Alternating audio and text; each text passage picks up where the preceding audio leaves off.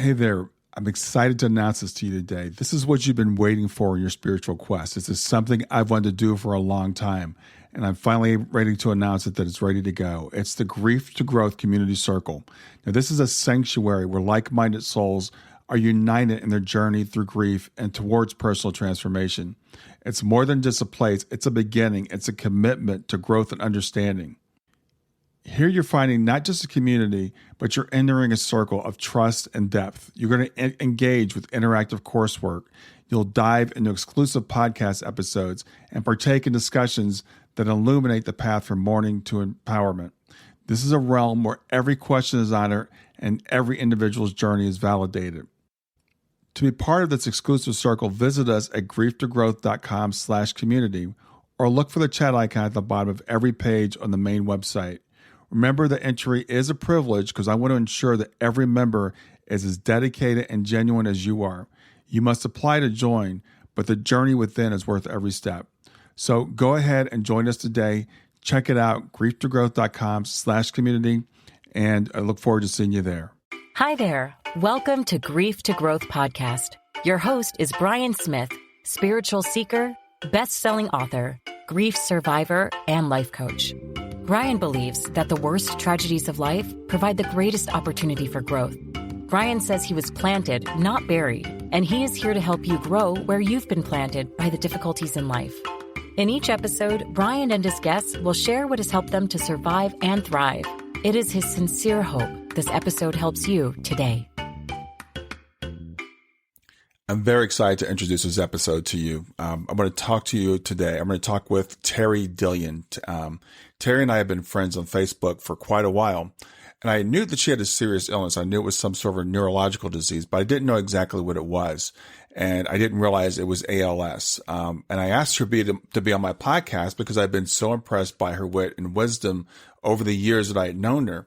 And I only learned she had ALS when I learned she was writing her memoir, and I'm going to talk about that. So we're going to talk about today is her memoir. And she was asking for input on the cover or the title for her book and for the cover. So Teri was actually in her mid-30s, and she was recently married when she was diagnosed with ALS. Now, if you don't know what ALS is, it's amyotrophic lateral sclerosis. And it's maybe the number one disease that we all dread. It's otherwise known as Lou Gehrig's disease, and many people heard of it during the ALS challenge a few years ago. It's a disease that eventually leaves you paralyzed, and Teri is paralyzed now. So the way that we did this interview was really great use of technology. Teri actually types with her eyes. So she has a device that can sense her eyes movements, and she types one character at a time by using her eyes. So we did the questions back and forth over the course of a couple of years. So the voice you'll hear will be Teri's voice actually computerized. So she makes it in a text, and then the computer reads it for her. But I've just finished reading Teri's book, and I have to admit I shed more than one tear. I'm really impressed by Teri, not just by her wit, because she's extremely funny, but also by her grit. She's a tough woman. And the story of how she and her husband John have handled the diagnosis and the progression of her illness is just truly inspiring. Teri also comes into this with the background of being a Buddhist and a professional therapist. So she's got a really interesting background going into this situation that she's gone into. I have to say this is truly one of the best books I've ever read. And I don't usually overstate things, but this is one of the best books I've ever read. And I'm going to go out on a limb and put it up there with Viktor Frankl's Man's Search for Meaning. If you've read that book, you know it's a very deep book. Some really great insights, but Teri's book to me is much more accessible, and her story is much more relatable. And her wit combined with her wisdom make this very difficult subject palatable. Her book is titled No Pressure, No Diamonds, and it's by Teri, Teridillion, Teri Dillion. It's available on Amazon. I got it, the Kindle version, and I listened to the book as I was taking my morning walks. I feel so fortunate to have known Teri and have gotten to know her better through the reading of her book, and I am humbled and honored that she chose to do this interview with me. I want to make one more comment, and then we'll get into the questions. I love the introduction of the book as much as anything. Teri begins by talking about two illnesses, the first being the illness that she was diagnosed with, the ALS, the one that's changing her body. But the other illness is the illness of tidy answers. When we're going through challenges, well-meaning people will inundate us with tidy answers. They'll tell us to pray more, Eat this. Don't eat that. It's your karma. You must have done something to deserve this. Have more faith. Teri heard it all, and many of us do when we're grieving as well. And I love that the book doesn't try to provide any tiny answers. It's raw and it's real. So let's get into the questions. The first question I have for you, Teri, is this. You mentioned you fancy yourself as somewhat of a master of manifestation. You and John were recently married when you began to experience symptoms and were diagnosed. You were living an extremely healthy lifestyle. Yet, at a retreat, you were asked to pick a human archetype that you'd like to be, and you chose Persephone, the Greek goddess who was kidnapped and taken to the underworld, and eventually became the connection between the underworld and the, quote, land of the living. You had a meditation where you started howling and collapsed to the floor and recognized you were in grief, even though at the time, nothing ostensibly was wrong. This was before your diagnosis. Do you think you knew on a soul level what was coming up for you? Brian, I do.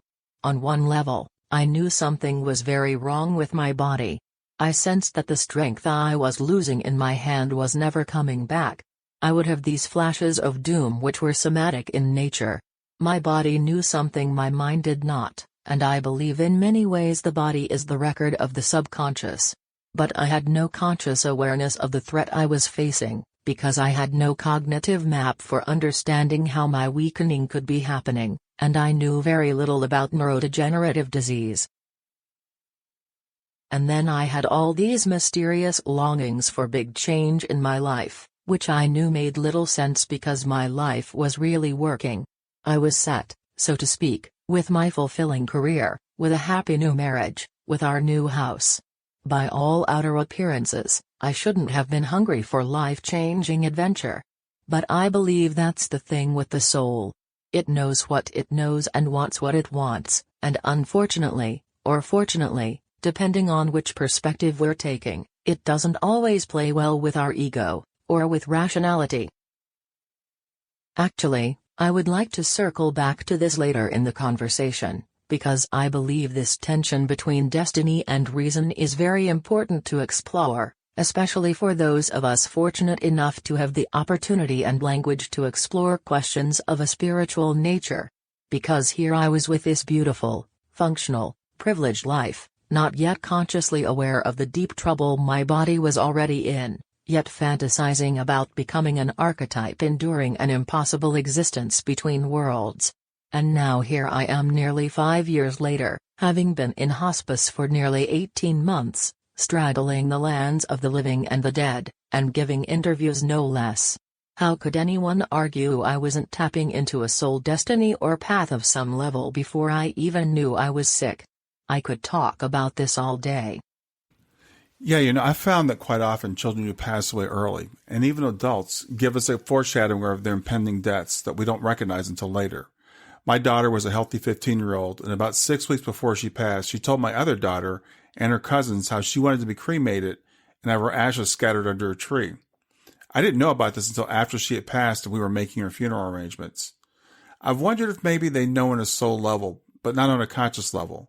When we are left behind to hear that we planned this, the natural first reaction is, there is no way in hell I would have planned this. So what are your thoughts on the soul or higher self and its desires versus what our egos want? Well, first off, that's a striking story about your daughter. What little I know about her, she sounds like an incredible being with a strong sense of purpose. I wish I could say I have well-developed thoughts on the question of soul. I have a lot of questions, and I have some hunches, informed in part by the type of experiences people like those featured on your podcast have had. I haven't told this story to more than a handful of people, but soon after I was diagnosed with ALS, I visited a local intuitive who herself discovered her abilities after a serious illness. She had a different approach than the medical intuitive I wrote about in the book.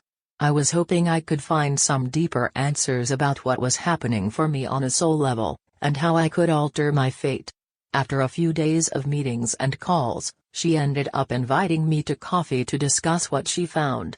After we sat down, she took a deep breath and said, "Teri, this has been the weirdest thing. For the first time in the 15 years my spirit guide has been communicating with me, He said something I've never heard him say before. He keeps telling me, no matter how many times I've asked him, that there's literally nothing you can do to change having this disease, or to stop its progression. He keeps insisting, sometimes these things just need to happen.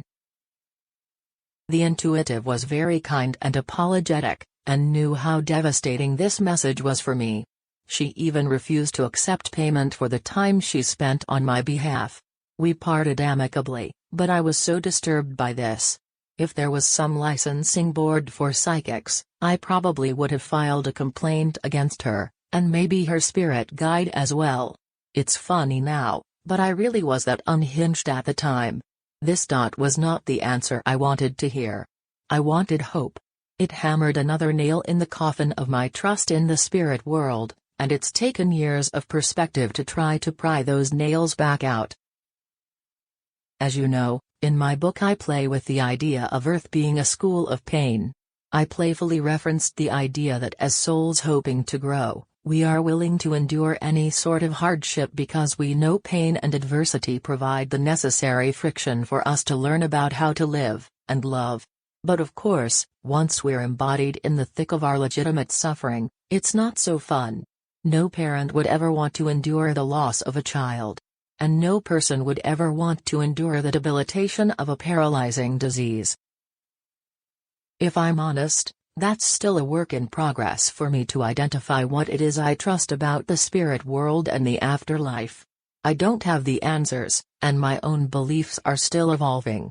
But as the acute grief about my disablement wears down, and I continue to grow and harvest gifts of perspective due to my illness, I'm trusting more and more that beautiful growth can arise from circumstances and losses no one would ever choose. So if nothing else, I can admit that though we can't see the big picture from ground level, perhaps our souls or higher selves can. And if we learn how to listen, they may just be sending us hints all the time. This idea is comforting to me. Next question I have for you, Teri, is you were an accomplished Buddhist and psychotherapist, and you even joked about becoming a master of manifestation. So how did this background impact you as you dealt with the diagnosis and the progression of the illness? Well, I believe if anyone at my 30-something age was prepared to handle such a prognosis based on their training and prior life experience, I was. The type of Buddhism I studied and practiced, Vajrayana Buddhism, is really all about sitting in the fire. It's about learning how to ride out and stay present to intense experience, and developing confidence in your inner resources to be able to regard any challenge as a teaching. Along with mindfulness training, my training as a psychotherapist taught me how to watch my thoughts. Not only to observe the content of my thoughts, but additionally to notice how certain thought patterns affected me emotionally. And even though it's possible to be a trained therapist who doesn't practice what you preach about emotional regulation and distress tolerance, my skills of talking myself down from emotional ledges have been intact throughout this disease process, which I'm incredibly grateful for. But my pride in my ability to manifest really ended up being a double-edged sword. On one hand, I was inspired by the opportunity to somehow change my fate. I knew if I managed to reverse a disease that was considered nearly 100% fatal, I'd truly be a manifestation rock star with an incredible story to tell. Yet the flip side of that equation was quite negative, and twofold. 1. What would it mean about me if I couldn't in fact create a better reality when it most mattered? And 2. What did it mean that I had manifested a paralyzing disease at all in the first place? It felt so bad and was filled with such shame and self-blame, which of course is where the law of attraction narratives become so problematic. That's why it was so important for me in the book to poke holes in the whole idea that we create our own realities. This idea deserves much more nuance than it's usually given in prosperity gospel and New Age thinking. You know, we all have expectations of life, and I noticed you and John were relatively young and newly married. You were younger than John, and I was struck by what a healthy lifestyle you guys were living. It had to be jarring and hard to accept your diagnosis. Did you and John ever discuss how unfair this all seemed? I'm not sure John and I have explicitly discussed the unfairness in detail, but that idea is implicit in much of our process. It taps into the kind of universal questions we humans tend to have, about why bad things happen to good people. Many of us have strong defenses against contemplating our own vulnerability. We tend to think if we do everything right, we'll be protected from misfortune because God, the universe, or our own good karma will be on our side. So when we suddenly learn firsthand that reality isn't so simple and transactional, it can send us into cynicism, or spiritual crisis. But I think this is just a process in developing maturity and a more humbled and complex perspective on how life works. We are presented the opportunity to believe we haven't created our reality, but we are empowered to choose how we respond and make sense of it. Wow, I totally agree with that. I thought it was interesting when you spoke about your Buddhist training, warning you about the trap of spiritual materialism, the idea that we can reach these states of mind that can prevent us from having to suffer. Do you think you fell into that trap anyway? Brian, I totally did fall into that trap. I realize now that I carried a kind of spiritual arrogance about my path. I thought I was special to be doing the practices I was doing, and to have the philosophical framework I had. I thought it all meant that I was favored by the fates, like I just mentioned. So my new reality was certainly a rude wake-up call. It's worth mentioning this type of arrogance can show up in many different ways. Sometimes we think our intelligence will save us, or our incredible drive, or our good faith, or the cleverness of our prayers. Especially if we carry an abundance of social privileges, like I have. It's easy to overestimate our abilities to affect outcomes in our own favor.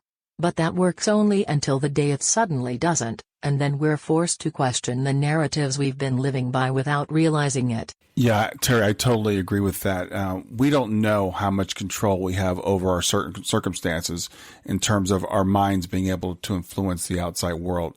But we do know that we can control our responses. And I love the way that you put that. And I love the way you talked about how the message that would have been more helpful to you is that you have influence over your well-being, but it may or may not be possible for you to physically recover, but we do have a choice in how we respond to it. So I just wanted to emphasize that point. I think it's a very, very important one. And we don't always know what's best for us. I've come across the same thing myself. Some of the worst things I thought in my life that happened to me turned out to be some of the best things once I got down the road a little bit. So thanks again for that. Next question is, I think the new age idea of manifestation, the prosperity gospel, etc., I think they're dangerous doctrines in the wrong hand. This is basically what we've been talking about. Similar to the law of karma, it's easy to believe that we're doing a great job of manifesting while things are going great. But as you pointed out, the flip side of that is ugly. I remember as a kid being totally confused by the book of Job in the Bible. The guy Job had everything taken from him, and his friends kept looking for simple answers, which Job wasn't buying. In the end, God basically says, shit happens, or this stuff is so complex you can't even begin to comprehend it. The idea that we think we know what's best for us is completely natural, but I'm beginning to think that our human part is almost toddler-like.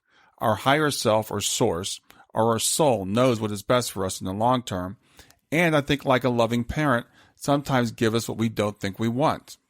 I believe those of us who have fancied ourselves as spiritual, or even just cutting edge in our alternative beliefs on health and well-being, need to be extra careful with this because we are especially susceptible to a subtle form of narcissism.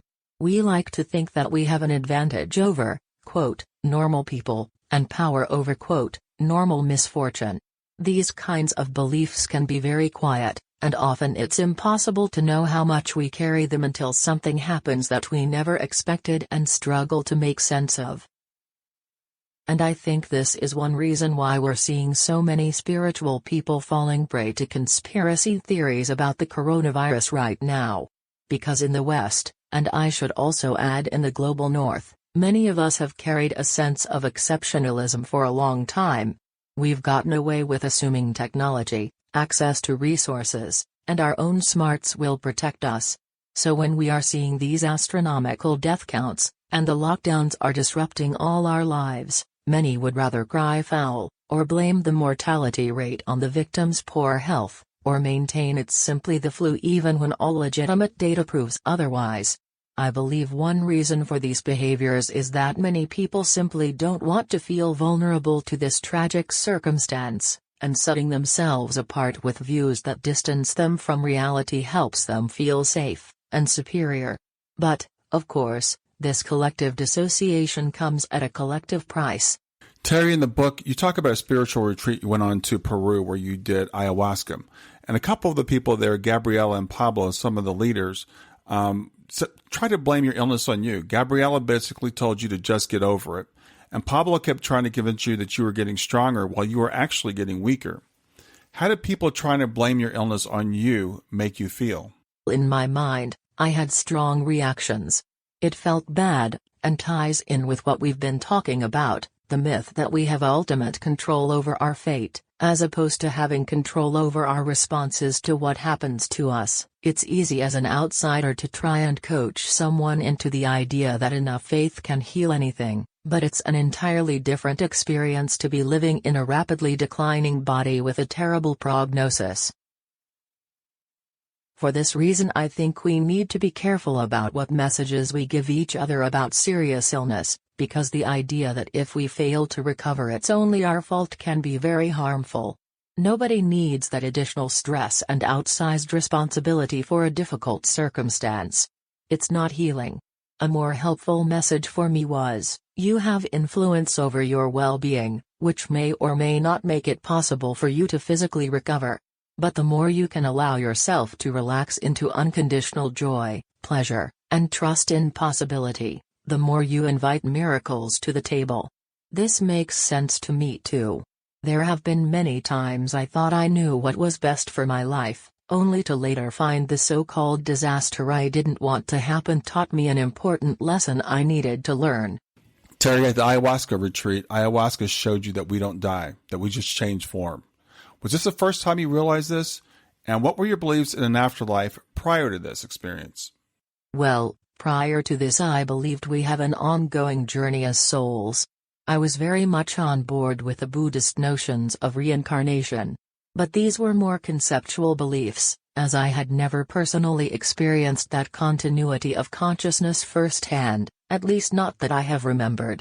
I imagine ayahuasca gave me the closest thing to a near-death experience that anyone can have without actually being near death. It's hard to describe what took place, because reality just became so altered. But sure enough, in that timeless state, it became crystal clear that something within us, the most vital part of us, in fact endures outside of a body. And I can't really capture how enthralling this was to see. In that moment my fears toward death just evaporated. It was so liberating and relieving. Stay with us. We'll be right back. Hey there, something I want to tell you about today. My podcast platform, Buzzsprout, has recently made it easier for me to allow you to support me financially. Go to www.grieftogrowth.com/subscribe. That's grief2growth.com/subscribe. And once you're there, you can sign up to support me financially. Now, you can do it for as little as $3 a month, or of course, as much as you'd like. If you do that, you'll get access to bonus episodes, and you'll see those in the regular feed. They'll have a lock on them. But when you become a subscriber, you'll actually get access to your own private feed, and you'll be able to listen to the regular podcast along with the bonus podcast for the subscribers. I want to thank you for listening. I want to thank you for sharing the podcast. And I want to thank those of you who support me financially. Have a great day, and on to the episode.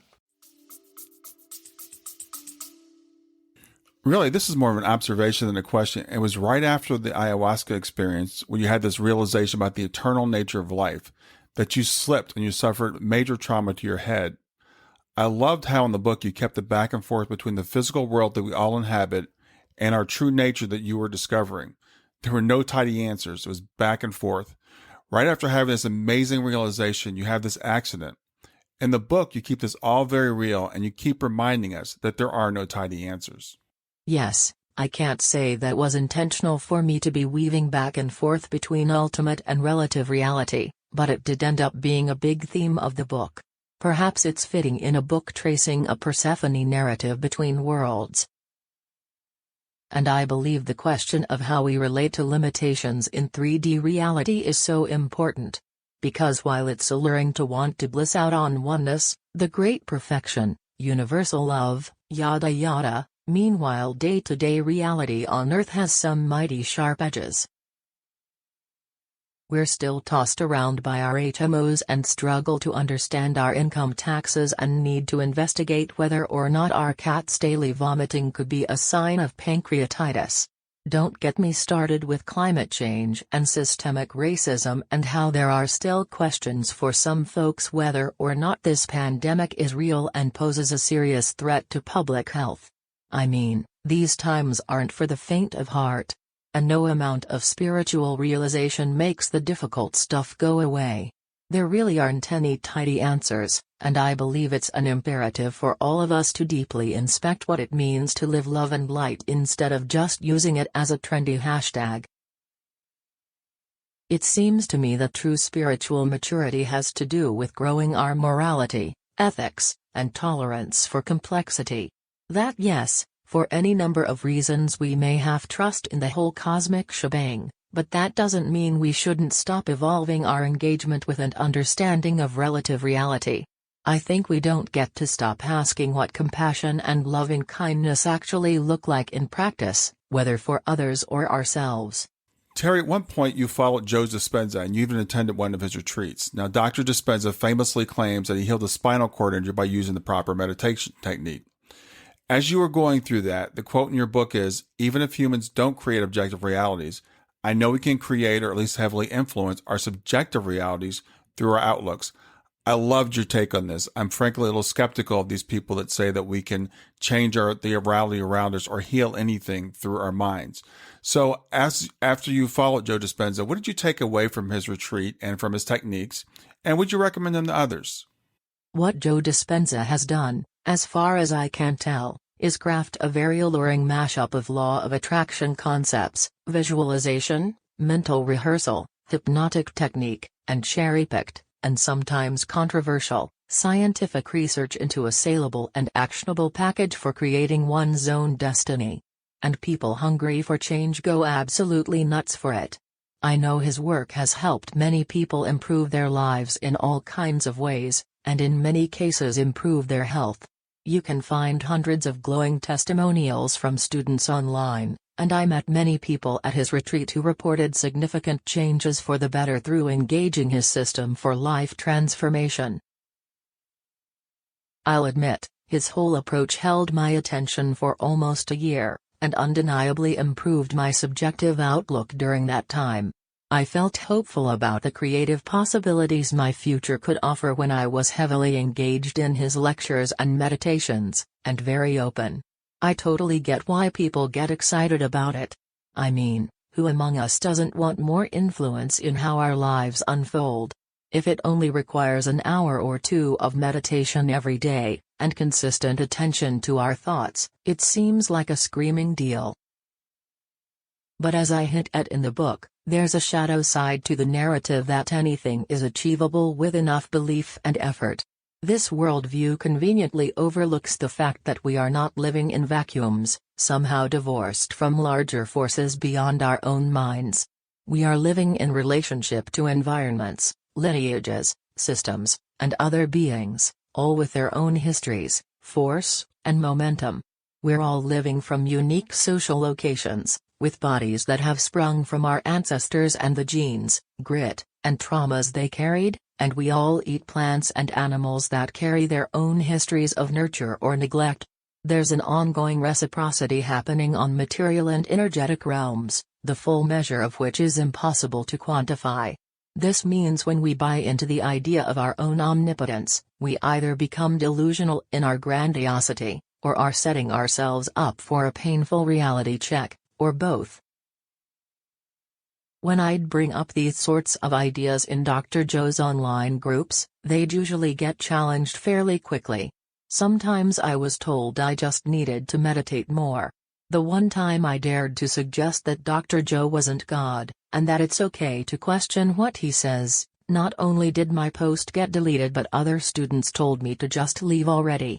Funny thing happened though, because enough people saw my provocative post in that brief time to start messaging me their stories of how they were hurt, or gaslit, or increasingly disillusioned after engaging heavily in the community. They just didn't know how to talk about it, and my questioning had given them permission. It's worth noting that I think any charismatic teacher or spiritual community runs the risk of becoming cult-like if you're expected to be all in and leave your doubts and questions at the door in order to benefit.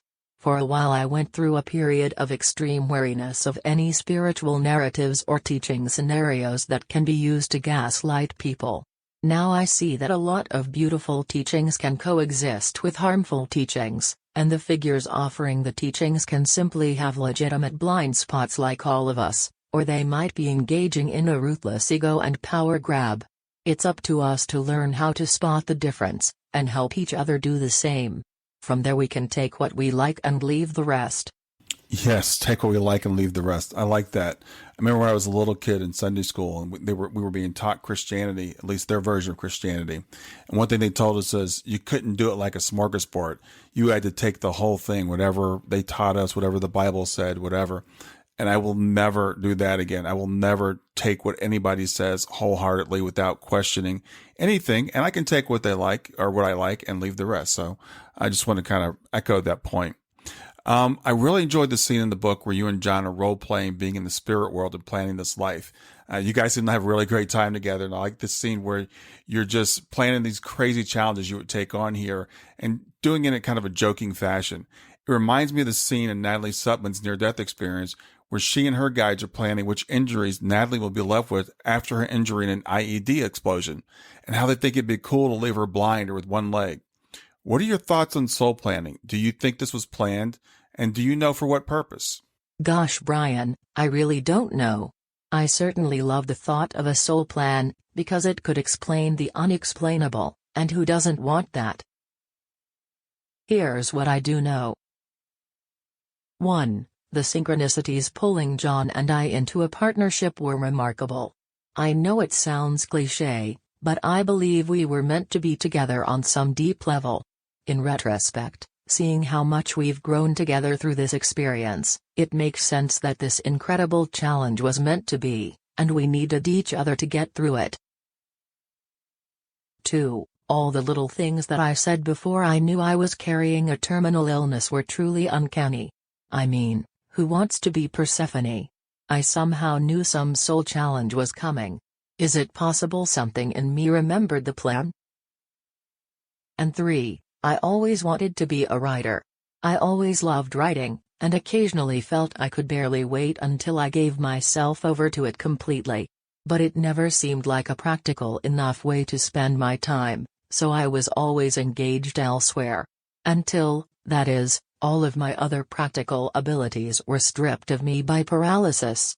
And despite how difficult my day-to-day reality is, I'm deeply fulfilled by the practice of putting thoughts and feelings into words, and feel like I have something of value to share with the world. Though I still grieve everything I've lost, I feel I'm completing my mission as much as anyone can claim to be. Now, I suppose it's possible that it's all just random and unplanned, and I'm only seeing meaningful patterns for my life in retrospect. We humans are storytelling creatures. But at a certain point of denying overwhelming evidence of synchronicity, we're not being clever or critical-minded, we're simply being stubborn in our marriage to scientism. So right now I'm leaning towards the likelihood of a meaningful designer, at least broad outline for my life's course. It sounds kind of like you do that back and forth that I do, Teri, the wanting to believe that there's some purpose and design and that it's magical as it seems, but also being pulled back by the world telling us that, it's all just material, it's all just random. But I have to say in my own life, it's just been the evidence, as you said, has been overwhelming, the synchronicities that have happened. And I've finally given into that. And what I've found is the more I give into that, the more I seem to see the patterns playing out. So yeah, that's a really interesting answer. In the book, you mentioned Anita Moorjani and her NDE and how after her NDE, her newfound outlook on life actually led to her cancer being completely cured. And I've followed Anita Moorjani and I've read her book. But this seems like a kind of a tidy answer to me, that if we just have the right beliefs about ourselves, that we can cure anything. And I know that you were probably told this at some point, or you were told this at some point during your journey. So what are your thoughts about this idea? For all I know, Anita Moorjani was correct that her forgiveness healed her of cancer. I have no good reason to doubt her, or to doubt the many other people throughout time who've argued a shift of heart initiated unlikely, and sometimes profound, physical healings. I do know some of the insights and healings I've experienced, often in altered states, could be explained away by skeptics, even if I know in my heart what happened. Science is still learning about how our psycho-emotional outlooks have significant impacts on our immune systems. But, can we cure ourselves of anything? I find that hard to believe, especially for the majority of us mortals who don't happen to be Jesus of Nazareth. I think a good question in response to this idea is, are we always meant to physically recover? Is perfect health, or living the longest possible life, always the highest goal? What happens if we're more served by learning to live with limitations, or by learning how to trust, and surrendering the outcome? I'm also answering this with a critical eye towards ableist beliefs which say disability is unacceptable, as if a failure of some sort. Sometimes limitation, or difference, helps us learn, or create, or serve in ways we never would otherwise. Yeah, Teri, I love that answer, and I love, that's why I love the book, because it's full of wisdom like that. As I've grown older, the idea of manifestation of material goods or even physical health, maybe that's not what we're meant to manifest. Maybe we can manifest, but we don't really know what's in our highest interest at any moment in time. And maybe what it is we should desire is to manifest peace, to manifest acceptance, to manifest joy in whatever circumstances we happen to find ourselves in. That I believe we can manifest. And as far as manifesting external things, I think the jury's still out on that a little bit. Yes, I believe so. This is where the established wisdom traditions and lineages, like many within Buddhism, often show more nuance and maturity than New Age and New Thought philosophies allow for. If your happiness is dependent on manifesting material success, power, or physical recovery, for example, that satisfaction is really conditional. And real life doesn't work like that. We never just expand our greatness forever, or can avoid heartbreak forever. Ultimately, we're all headed to the same place, no matter how special or enlightened we feel we are. If, on the other hand, you can develop an unwavering sense of well-being and workability despite external circumstances, then you are truly wealthy. So the next question I have for you, I wonder, as a Buddhist, I think you're trained that one of the things you're really supposed to get is that we are not our bodies as we meditate on that. So yet in our Western culture, that's a trap that most of us fall into. We think we are our bodies. Did your Buddhist training help you making this differentiation? And what is your relationship with your body like now? I may have a unique approach to this question because my experience of Buddhist practice springs from a specific lineage and teacher. I certainly can't claim to speak for Buddhism as a whole, and I have ongoing questions about where my former teacher pulled together his unique canon of teachings and practices. That's a larger discussion for another day. But, I can say that I was taught to really inhabit my felt experience in an intimate, immediate way. Through thousands of hours of body-focused meditation, I've learned to stay home, so to speak, with sensations and feelings that arise in my soma. I've learned that so much of the emotional and somatic experiences we humans want to hide from can be made more workable by locating where in our body they reside, and breathing increased space into that area. This has been deeply helpful to me as I endure a difficult physical experience, and I'm grateful to have this training. Mostly, now, I feel a real appreciation for and tenderness towards my body. It's a true marvel, and somehow keeps on trucking despite its major malfunctions. It's funny, because I was temporarily thrown off course when my palliative care doctor told me I definitely had less than 6 months to live. I forgot to ask my body what was true. And here I am, 16 months later, only slightly weaker, yet feeling vibrant internally. It's been a great reminder that I have to keep checking in with myself about my health, and whether or not to swallow a given prognosis. I should admit, though, that after working so hard for years to manage my health through a squeaky clean diet and exercise, it's been quite liberating to let out the reins. Since entering hospice, I've really relaxed my highfalutin expectations for how to relate to my body. This means I now eat chocolate whenever I please, and I'm not above having, say, tater tots with dinner. I'm sure many nutritionists would screech on this, but I believe I've earned the right to relax the health rules. I still listen to what my body needs, I still eat my Brussels sprouts, but I try to also honor what my playful, comfort-loving spirit wants too. It's been so satisfying, and my body seems to be handling the indulgences just fine. A lack of shame or anxiety about my embodiment, and my desire, helps. Who knew? The life lessons apparently never end. Now, having said that, I've also found it useful to purposely shift focus when being in my body feels claustrophobic. One of the techniques I learned early when meditating, which is also used in painting, dance, and martial arts, was softening the gaze. Contrary to focusing on visual stimuli, we may hold more of an evenly hovering awareness which receives our environment in a more muted, gentle way. When our awareness springs forth from the back of our body as opposed to the easily distracted sense of visual sight, this facilitates relaxation and helps build an intuitive sensing function. All of the senses become more evenly engaged, which ideally encourages more presence and equanimity. And when this teaching is more fully mastered as an inner posture or attitude, we can bring it to other parts of our lives as we loosen the grip on our habitual ways of viewing things. It naturally titrates physical or emotional intensity. For example, instead of focusing on how embarrassing it is to have my husband bathe me, I can tap into everything that feels workable in the moment. The bathroom is warm, the light is soft, my energy is holding steady, his energy is gentle. In this way, I remember I can healthily dissociate from unhelpful conclusions, and from unnecessary suffering. Stay with us. We'll be right back. Hi there, I'm really excited to tell you about my latest ebook. It's 4 lessons that you can learn from the near-death experience without going through all the trouble of dying to learn them. I've been studying NDEs for several years now. I am completely convinced that not only are they 100% real, but that there's some very universal wisdom that we can get from the near-death experience. And I've distilled that down in this book into 4 short lessons. And I've also given you all the reasons why I believe that NDEs are absolutely real. So go to www.grieftogrowth.com/NDE lessons to pick it up for free. www.growth.com/NDE lessons. I hope you enjoy it.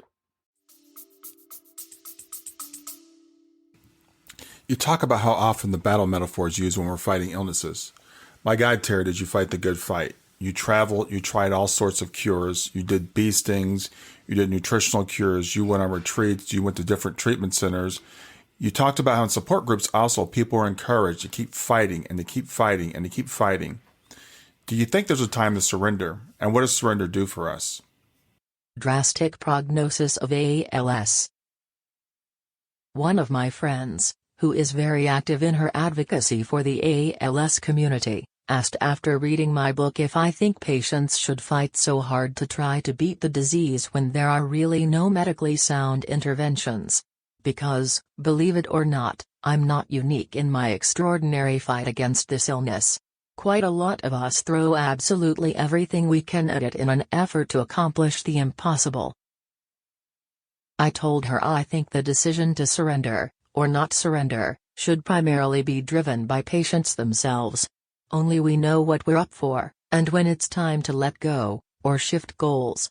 And I'm betting those patients who ended up reversing the disease were mighty grateful they kept pushing despite all the logical reasons to surrender earlier. But, I realize now if I would have devoted more effort early on towards accepting the likelihood that I would not be able to fully recover, and working to integrate the grief and devastation of that, I might have found a more measured and workable goal to work toward. For example, I could have simply worked toward improving my quality of life for however long I might have left, and maximizing my well-being for the long run of living with a progressive disability. As it was, I was in a frantic, black and white dash to fix myself fully, to return my life to a state I considered acceptable. In terms of phases of grief, I was lingering in denial and bargaining for quite a while. Of course, this was not a mind state conducive to healing.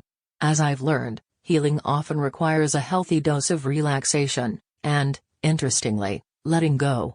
By the time I was ready to accept the reality of having a terminal condition, I was emotionally, spiritually, and physically exhausted. I had no energy left to fight. And my surrender therefore came as a merciful relief. It's like I gave up on the enormous effort of paddling upstream, and just decided to let the river take me. I could cry, I could breathe, and I could let myself be carried by this force much bigger than me. And I found that letting myself be carried downstream meant I could finally notice the scenery around me. And what do you know, there was still a ton of beauty in it. This decision to let go was healing in and of itself. The trick, as I see it, is to continuously turn over the outcome of our efforts. This is why having a relationship to a personal higher power is so helpful for surviving ordeals and building resilience. It doesn't matter who or what that power is defined as for us, as long as we have some way to put our life in its figurative hands. At a certain point, we need to be able to say yes. This is not the same as agreeing or liking, but it is necessary for accepting reality. And once we accept, we have all sorts of choices and possibilities for moving forward with grace. You talk about life as a series of many deaths or losses, setting us up for the final loss of death. I thought it was a great observation, and it's one, frankly, I'm only now coming to. Everything is impermanent, and all throughout our lives, we're constantly letting go of something or being forced to let go of something. Something's taken away from us. But you don't end it there. You observe that after the, quote, loss, we always move on to something else. And you question why we think this ends at the death of our bodies. Could you expand on that? I'm not sure I could say much more, because you just nailed it. Of course, this perspective of death being another transition among a lifetime of transitions rests on the premise that consciousness survives physical death.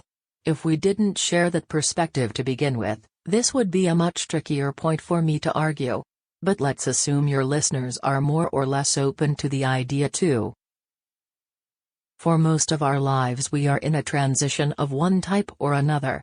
We travel through life stages, identities, and roles. We change schools, jobs, careers, and if we're able, we have the choice to retire. We gain and lose beloved pets, family members, and friends. Our bodies change, sometimes slowly and sometimes in an instant. You could argue that we are always between worlds in a way, and have to grapple with all the feelings that come up while straddling multiple realities. The only thing we don't have is guarantees. Except, of course, the inevitability of our own death. I believe what makes physical death more monumental than other transitions, is how it's also a shedding of the ego, the part of us which identifies as a solid, continuous self with boundaries we need to defend. But from what I understand, when we shed the ego in such a way, we also shed our fear, and our perspective suddenly expands. I have a feeling that we will know, or, I should say, something in us knows, how to navigate that transition more than we realize. I'd like to go back to where your book begins with the No Tidy Answers lessons. Your book is titled No Pressure, No Diamonds, and people could maybe think this is a spiritual bypassing book where it's just like we're going to say that, it's all good because the pressure produces the diamonds. But I love the balance you have in your book. And you say the idea of finding diamonds deserves care and nuance, and is probably up to each survivor to decide how much and when, if ever, it's worth embracing. You say that the loss itself is not a gift. The loss is just loss. In the military, they use the phrase embrace the suck. It's just embracing where we are and just dealing with the circumstances that we find ourselves in. So how does one find that balance between fighting and surrender, between trying to see the bigger picture and acknowledging that life isn't always the way we want it to be? Here's how I see it. May I swear? We all know shit happens. Sometimes, unbelievably ugly shit happens, often at the worst possible times. We rarely see it coming, either. No amount of piety or cleverness on our parts can fully prevent this reality from touching us at some point in our lives. And we may never be able to make sense of why certain painful things have happened, and whether we could have altered the outcome somehow. And we may not ever believe whatever good things arise in the wake of loss make it a worthy trade-off. But we always have the choice to mine whatever lessons we can from it. The process of mining meaning can be a part of the healing. David Kessler, who worked closely with Dr. Elizabeth Kubler-Ross, recently wrote a book identifying finding meaning as the 6th stage of grief. The good news is, we all get to choose how we go about making meaning of the painful parts of our lives.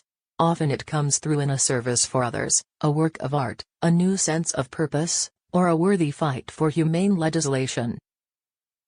On the day a young woman who was recently diagnosed with ALS wrote me to say my book helped her trust she could get through the future she now faces, I cried with enormous gratitude and relief.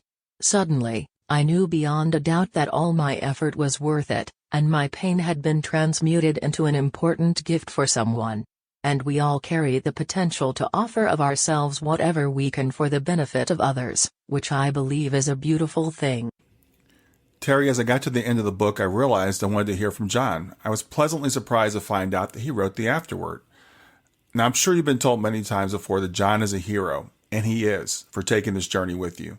I'm sure you've also been told how brave you are, for enduring what you've endured and for sharing it with the world. So what do you want to say to us about you and John as compared to ordinary people? I believe it's true that John is doing 1,000 heroic acts every day, and deserves real accolades for that. It's quite monumental. As does my mother Debbie, who generously upended her life to move to snowy Colorado to help us. And for that matter, so does every other devoted caregiver to a loved one carrying a heavily compromised body or mind. Anyone who chooses day after day, moment after moment to show up for another person's care and well-being, in such an encompassing way no less, is truly manifesting the energy of a bodhisattva. But I believe this is not so uncommon, actually. When you put ordinary people into extraordinary pickles, they often become extraordinary out of necessity. I mean, look at what frontline healthcare workers are doing across the country right now. It's incredible.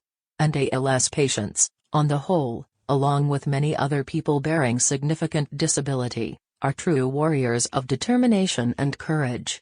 It's not that those of us showing up each day to meet our uncommonly challenging lives wouldn't choose an easier, softer way if we could. It's just that loss and adversity can change us in ways we'd never expect, and clarify our motivation and commitment. They can polish our hearts, if we allow them to. And I believe the more we can allow what's painful in our lives to enlarge our vision and our empathy, the more our challenges inspire us towards fighting the good fight for other beings, then the more likely we can help ourselves and each other survive our dark nights. Teri, as you know, my podcast is called Grief to Growth, and people are inspired by stories like Anita Morjani's we mentioned earlier that end up with the miraculous physical healing, a cure of the illness that is ravaging the physical body. But we know that's not always the path for everyone. Can there be a healing without a cure for the illness? Can there be a healing without a healing of the body? And what is that healing? Yes, it's such a great question. I think that this is difficult to answer because the word healing is used interchangeably in physical, relational, and emotional contexts, where the aims and endpoints might be quite different. Generally, we could define healing as a move towards greater wholeness and integration, or even a transmutation of past wounds or weaknesses. But even this definition is tricky, because when do we ever stop learning, integrating, and evolving? There's always more shadow work to do, and more reparations and amends to be made. And can we say we are fully healed while living on a polluted planet, with the distribution of resources benefiting the few at the expense of the many? These questions are far beyond the scope of this discussion, of course, but I think you can understand my point. But if we're going to limit this discussion to the mind-body connection, which is a more manageable subject, I'll still go out on a limb and propose something that will be unpopular to many spiritual seekers. And I say this as a lifelong seeker with impressive credentials in everything commonly considered woo-woo. I believe the mind-body connection, as popularly conceived in the New Age heart, is largely overblown. Or at the very least, it's poorly understood. And unfortunately, this misunderstanding gets used as a weapon against people who are struggling with a health issue. Yes, it's true that our mindsets affect our immune systems, and yes, forgiveness and self-love can have remarkable impacts on our well-being. Yet, the notion that a healed spirit will always lead to a healed body strikes me as simply delusional. You can live to a ripe old age with a lot of hardness and fear in your heart. You can also fancy yourself as a guru of alternative health, while spouting a ton of contempt and judgment for those who, for one reason or another, can't simply manifest a conventionally acceptable body. We're actually seeing this a ton right now with popular wellness influencers who are revolting against common-sense public health measures. Neither of these scenarios, to me, express health or wellness. Yet you also see so many children with cancer, or other life-altering illnesses and conditions, who are straight-up warriors of empathy and gentleness. You can find people in bodies of every shape, size, ability and precarity, teaching us all how to love, and how to forgive. So to me, it's not always a straightforward equation that our bodies are a reflection of our spirits. Scars, for example, are conventionally considered ugly, yet they also provide evidence of regeneration and adaptation. There's strength and beauty in scars. Regarding my own healing, I wouldn't say I'm healed, because I don't believe there's an easily identifiable endpoint to the journeys we are on. But I would say I feel satisfied in the healing I've done throughout this slow dance with terminal illness, even though it never manifested a recovered body. I think whenever we choose to grow in our willingness to course correct and admit our mistakes, we are healing. Whenever we slow down enough to allow our own heartbreak and grief to be fully met and honored, we are healing. It's healing to self-define what wellness means to us. To identify where beauty, and empowerment, and choice, always exist in our lives. We can just keep doing our best to allow what feels ugly and unresolved in our lives to open us up to possibility and vision, instead of shutting us down. We can keep learning how to ask for help earlier, and practice forgiving ourselves and each other when we inevitably stumble. Eventually we can become quiet enough to recognize, and soon act upon, our deepest knowing for what unique offerings we are summoned to bring to this world. And in this way, we embody vitality. We manifest wholeness, despite being in perpetual flux. I believe there's powerful medicine in such growth, for our own spirits and those whose lives we touch. And perhaps that's all we ever need to live a beautiful and meaningful life. Wow, Teri, I'm not even quite sure how to wrap this up. I'm not sure how to put it into words that would do justice to how fortunate I feel to have had the opportunity to have had this conversation and to put it out into the world. I've read a lot of books that have impacted me and a lot that I've actually forgotten that I've even read. Your book is one that had an immediate impact on me and will never be forgotten. And I'll never forget this conversation either. So I'm truly honored to have been able to do this with you. Thank you, Brian. You've asked wonderful questions, so this has been a very enjoyable discussion for me too. It's an honor to be featured on your podcast, so thank you for giving me a voice here. And thank you for your great work. I know you are helping so many people. Well, I hope you enjoyed the episode. I want to make it really easy for you to reach me. So just send me a text to 31996 and simply text the word growth, GROWTH. In fact, you can right now just say, "Hey Siri, send a message to 31996. And when Siri asks you what you want to send, just say growth. You can do the same thing with OK Google. Thanks a lot. Have a wonderful day. Thanks for listening to Grief to Growth. Brian hopes that you find this episode helpful and will come back for future episodes. Brian's best-selling book, Grief to Growth, Planted Not Buried, is a great resource for anyone who is coping with grief or knows someone who is. If you enjoy the podcast and would like to support it, there are 3 things you can do to help. The first is to share the podcast with someone that you think it will help. The second is to go to iTunes, rate, and review the episode. The third way you can support the podcast is by becoming a patron. Head over to www.patreon.com/grief2growth. That's patreon.com/grief, the number 2, growth, and sign up to make a small monthly donation. Patrons get access to exclusive bonus content and knowledge that you are helping to spread the message of grief to growth. For more about Brian and Grief to Growth, visit www.grief2growth.com. Hi there. I hope you enjoyed this latest episode of the podcast, and I'd love to hear your thoughts. What questions came up for you? What did you like about it? What didn't you like about it? I invite you to visit us at grieftogrowth.circle.so. That's grief, the number 2, growth.circle.so to continue the conversation with me and with other listeners. It's a space to sound off, to share reactions, and to go deeper into the topics from the show. I look forward to chatting more, and I hope to see you there.